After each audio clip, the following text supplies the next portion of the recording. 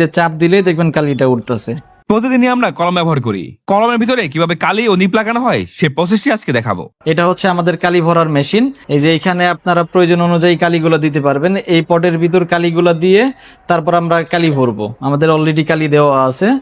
তো এখানে আমরা বডিটা রাখবো, এই নজলের মাথায় বডিটা রাখবো, রেখে যে চাপ দিলেই দেখবেন কালিটা উঠতেছে। এই যে আমাদের কালি ভরা শেষ।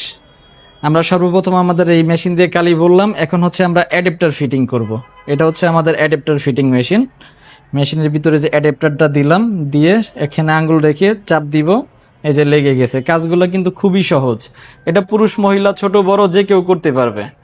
এরপর হচ্ছে আমরা নিপ ফিটিং করব। এটা হচ্ছে আমাদের নিপ ফিটিং মেশিন।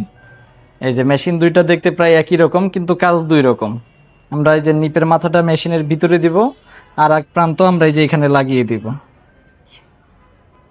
আমরা নিপের মাথাটা ভিতরে দিলাম, দিয়ে এখানে আঙ্গুল রেখে এই যে চাপ দিব, লেগে গেছে। আমাদের কলমটা রেডি, কিন্তু এখনো যদি লেখার চেষ্টা করি এটা লেখা দিবে না। এটাকে এয়ার টাইট করতে হবে, সেজন্য আমাদের এই যে মেশিনের ভিতরে দিব।